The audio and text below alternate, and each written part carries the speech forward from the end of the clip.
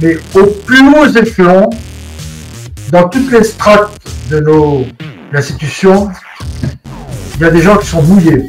Justement, si vous voulez, on peut entamer le chapitre pédocriminalité dès maintenant, parce que... Vous savez, quand une petite fille de 5 ans, 5 ans et demi, commence à vous déshabiller, c'est fantastique, parce que c'est un jeu absolument érotico-maniaque.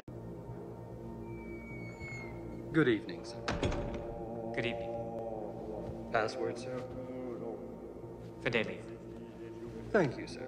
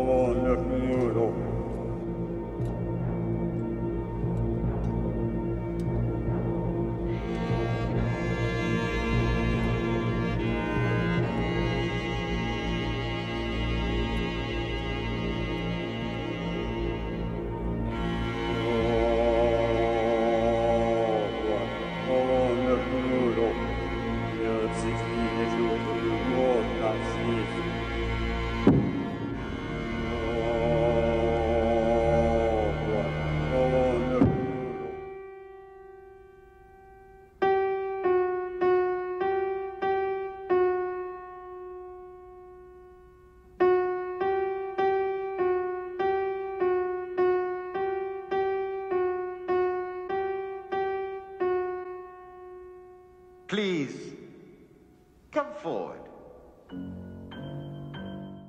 Bonjour monsieur. Quel est ton nom?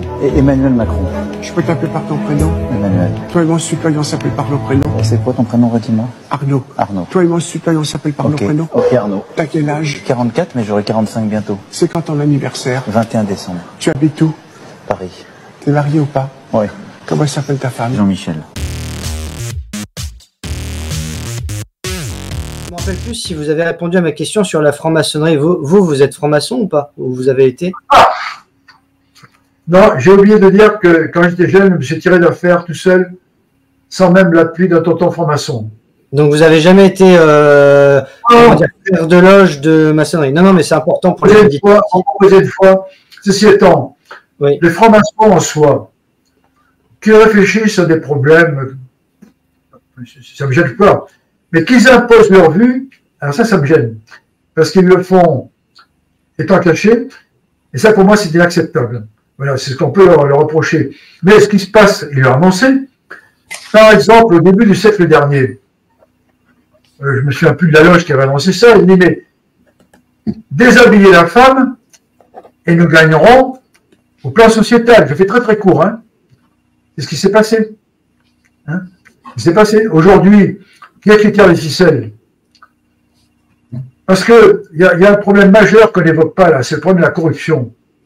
La franc-maçonnerie est impliquée là-dedans. La corruption, sous toutes ses formes, et en particulier, tant pis je vais dire en gros mots, hein, dès qu'on va en parler après, le problème de la pédocriminalité. Ah mais c'est pas un gros mot, c'est une réalité. Tout se tient. Et c'est terrible parce que c'est une abomination, mais aux plus hauts échelons, dans toutes les strates de nos institutions, il y a des gens qui sont mouillés. Ah ben justement, si vous voulez, on peut entamer le chapitre pédocriminalité dès maintenant, parce que vous me l'avez confié hors antenne et Et j'en ai été d'ailleurs surpris, je m'y attendais pas, donc tant mieux, puisque ça va beaucoup intéresser nos spectateurs ce soir. Vous avez vu 4 fois le film Les Survivantes de Pierre Barnaria. Vous avez même reçu chez vous Dalila et Maria, donc je les salue et je salue bien sûr Pierre, Hélène, Chantal et toutes les autres, sachant que justement, on va parler des Survivantes, ensuite on va rebondir un petit peu sur la cérémonie d'ouverture des Jeux Olympiques aussi, pour faire un petit peu l'actualité, mais je voudrais déjà que, voilà, qu'on aborde ce sujet pédocriminalité. Alors, dans votre, j'allais dire dans votre carrière, dans votre vie, à partir de quelle période, de quelle époque vous avez entendu la pédophilie, la pédocriminalité être évoquée, que ce soit autour de vous, dans les médias?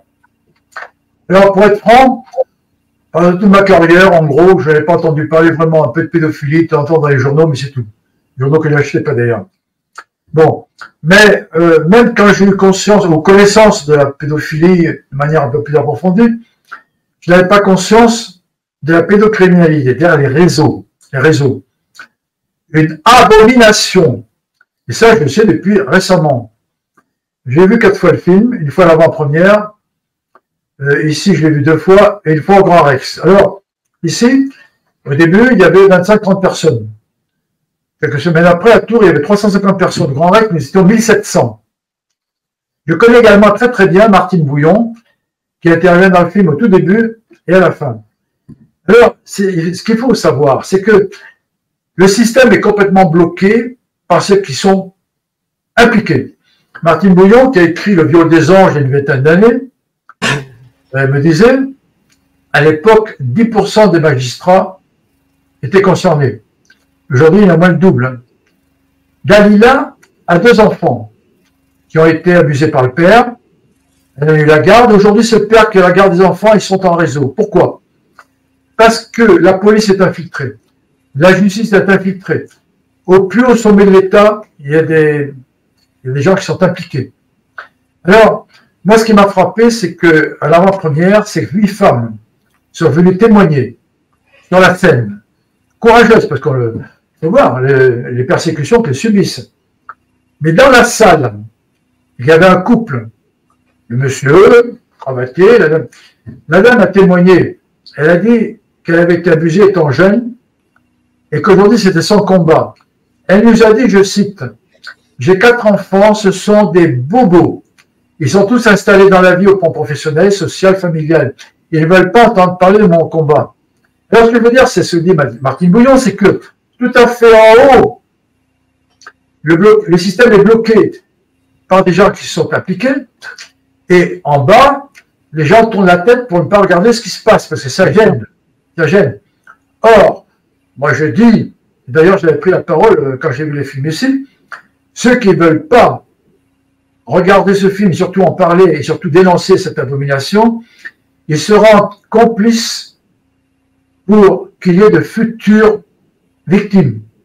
Parce qu'on aborde les viols d'enfants, la prostitution, les trafics d'organes, les messes noires, un peu de franc-maçonnerie, la chasse aux enfants, la chasse aux enfants. C'est incroyable. Au XXIe siècle, ça existe, mais ça n'existe pas au fin fond de la planète, ça existe chez nous. Ça existe chez nous dans Pédoland, et justement, Les Balais écarlates sont un film de Jean-Pierre Mocky qui est sorti en 2006, que j'ai vu, qui est sur YouTube, hein, donc on peut taper Les Balais écarlates, vous trouvez le film facilement, et qui révèle bien aussi chez les notables, etc., parce que c'est aussi dans la haute société, souvent d'ailleurs, avec des scènes qui sont assez marquantes, c'est le moins qu'on puisse dire, donc c'est pas regarder avant de dormir de préférence, et bien sûr, faut éviter de mettre les enfants devant ce genre de film, mais voilà, c'est important d'en parler parce que... il faut en parler, il y a des gens courageux comme Carl Thiraud, Maura Delatable, Dalila, Martine Bouillon, Marion Sigaud, et puis j'en oublie encore. Il faut en parler parce que même si la France rétablit sa balance des comptes, sauf sur un Israélien, on ne peut pas vivre avec cette abomination. Justement, Général Coustou, ça touche toutes les institutions, mais est-ce que vous, dans l'armée, vous n'avez pas été confronté indirectement via des collègues ou quoi que ce soit à ce genre de phénomène, parce que j'imagine bien que dans l'armée, tout n'est pas blanc non plus, faut pas se mentir là-dessus. On a eu des affaires, par exemple, aussi des pompiers de Paris à une époque où il y avait eu des affaires de viol, etc. Est-ce qu'il n'y a pas eu des militaires aussi qui trempent dans ces affaires pédocriminelles avec les renseignements généraux, etc. Est-ce que vous n'avez pas des connaissances là-dessus ou des témoignages à nous apporter? Non, quand j'étais en activité, honnêtement, je n'ai jamais été confronté à ce problème. Je pense que s'il y a eu des cas, j'ai été rapidement étouffé, mis sur la touche, parce que c'est un petit peu comme le problème des Sanaïm. Les Sanaïm, ce sont les Israélites qui sont un peu partout, et quand certaines lignes rouges sont franchies, tout de suite ils interviennent. Et là, le problème de la pédocriminalité, c'est que quand certaines personnes risquent d'être impliquées, ils sont tellement puissants qu'ils bloquent le système. Et donc, on n'en parle pas. Mais aujourd'hui, il faut en parler. Et l'intérêt de ce film, en plus, c'est qu'il y a de plus en plus de gens qui disent, mais oui, moi j'ai été victime de... Quand nous étions au Grand Rex, il y avait 1700 personnes. Au rez-de-chaussée, il y a une des survivantes qui a demandé aux gens qui avaient été touchés par ce phénomène de se lever. Au rez-de-chaussée, il y avait peut-être 20-25 personnes. Mais au premier étage, il y avait beaucoup plus de gens. Je veux dire, c'est que les gens osent aujourd'hui en parler, alors que avant, ils n'osaient pas. D'abord parce que c'était un peu la honte pour eux ou pour leurs proches. Mais on ne peut pas rester silencieux au regard de cette abomination. Sinon, on est complice, de toute manière. On coupe la main à un enfant, on le décapite, on le coupe un pied, on offre sa fille en sacrifice au cours d'une espèce de messe noire à la Maison Blanche de Lausanne. Hein, comme elle avait dit. Non, mais c'est invraisemblable. Oui, mais c'est bien sûr. La chasse aux enfants, la chasse aux enfants. Hein, et il y a deux femmes qui témoignent de ça. Hein. Elles voient un gamin de 12 ans qui est abattu devant elles. C'est incroyable. Et D'ailleurs, Marie-France nous pose une question, parce que j'ai failli l'oublier. Stan Mayo, est-ce que vous en avez entendu parler de ce gendarme qui combattait la pédocriminalité, qui avait été traqué aussi? J'ai entendu ce nom, mais... sa femme Jeannette. Mais vous savez, c'est très dangereux. Parce que je connais très bien un avocat qui a lutté pendant 50 ans contre la corruption. Il y a deux sujets que les juges n'aiment pas traiter. C'est le blanchiment d'argent de la drogue et la pédocriminalité. Pourquoi? Parce que quand on menace le juge, pas lui personnellement, mais ses enfants, cas concret, on menace un tel de passer ses enfants au hachoir à viande s'il ne se tait pas. Non mais, ça c'est du cas concret. Bon, alors qu'est-ce qu'il fait l'intéressé? Soit il se tait, ou alors il va ailleurs. Non mais ça existe encore. Général, honnêtement entre nous, parce qu'on est sans chichi ce soir, comme d'habitude d'ailleurs, mais encore plus ce soir, parce que quand on parle des enfants, on doit être intransigeant, je pense. Est-ce que vous ne pensez pas que l'abolition de la peine de mort, c'est une erreur dans ce genre de situation? Ben, par moment, on se pose la question. Et se poser la question, c'est déjà commencer à y répondre. Je rappelle quand même que la peine de mort a été abolie par M. Badinter, alors que la majorité des Français y étaient opposés. Absolument. Il n'y a pas eu de référendum là-dessus. Hein. Et certains me disaient que, parce que j'ai posé la question à plusieurs personnes, en leur disant, mais pourquoi Badinter, alors on m'a dit déjà que ça avait été décidé en loge, première chose, et que deuxième chose, c'était aussi pour protéger tous ceux qui trempaient là-dedans. Entre autres. Certainement. D'ailleurs, vous voyez, la peine de mort, c'est une chose. Moi, je suis très partisan de rétablissement du bagne. De manière à tous ces gens, ils aillent sur une île là-bas où il fait un peu froid ou chaud, qu'on les laisse ensemble, hein, se débrouiller avec un boulet au pied. Le bagne, pas l'emprisonnement pendant quelques années avec la télé couleur au rez-de-chaussée et puis la salle de copulation à côté. Non, le bagne. Il faut que ces gens-là, ils payent. Alors, tant que l'homme est en vie, il y a toujours une possibilité de rédemption. Eh bien, envoyons-les au bagne, puisque la peine de mort est interdite. Alors...